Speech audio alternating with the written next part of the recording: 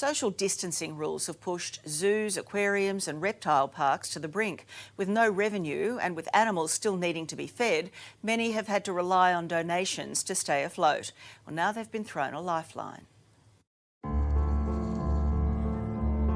Yeah, this has been a totally unprecedented time.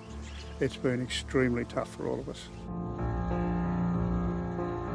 Unfortunately, we are on a minimum staff levels, but the animals still get all the attention that they need.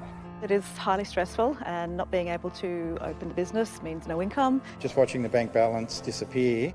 They're normally filled with happy families and sounds of laughter, even the occasional roar and snore. But since the forced closure of zoos, wildlife parks and aquariums, there's an eerie quiet. The inhabitants feel it too. Some owners are struggling to stay afloat. We're living one day by one day. It's taken Steve Robinson and his wife Steph more than 15 years to turn Darling Downs Zoo into what it is today. Situated southwest of Brisbane, there's everything from white lions and a pygmy hippopotamus to zebras and giraffes. Good girl. With them comes the ongoing costs of food and maintenance. And because there's no money coming through the gate, they've had to rely on the generosity of their local community, which has seen its own struggles in recent years. Farmers in these drought-stricken areas of regional Queensland are still doing it tough, but it hasn't stopped them from lending a helping hand by donating bales of hay like this one to the local zoo to help keep animals like these guys happy. People have been wonderful. We've had the actual pellets and grains that we need. We've had fresh fruit and vegetables, cornflakes because we use that for the monkeys. So we've had all sorts of things brought into us.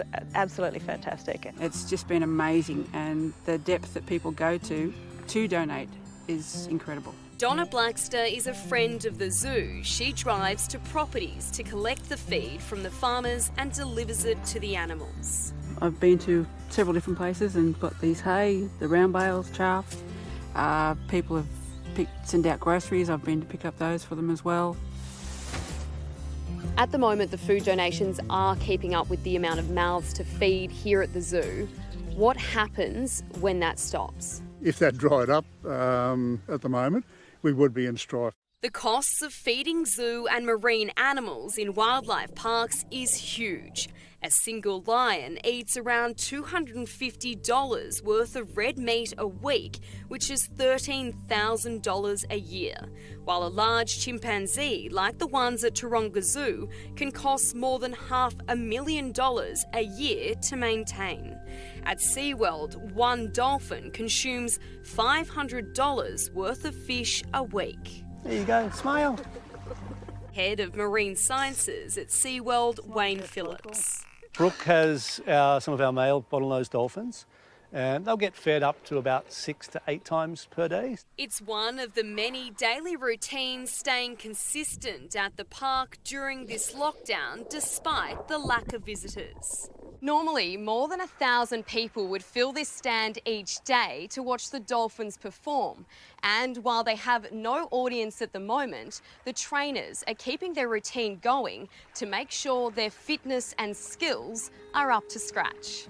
You know, they do forget some of those behaviours, so it's always nice to run them through the routine. Animals like Mishka are really looking for social interaction. She's quite inquisitive as to who's there, so we think she does miss having the guests around. So too do the Antarctic penguins. With no excited visitors to occupy them through the glass, I headed into the icy enclosure for a quick visit.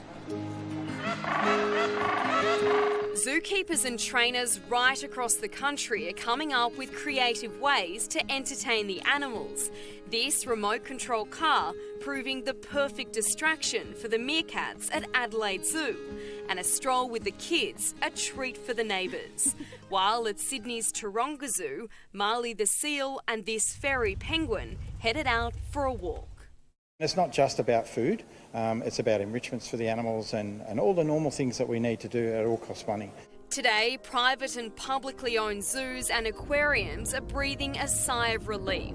The federal government announcing a much-needed $95 million support package. Mark Stone from Port Macquarie's Billabong Zoo. Everyone's pretty excited that there's finally some assistance there for us. For our whole industry, this is just a wonderful lifeline.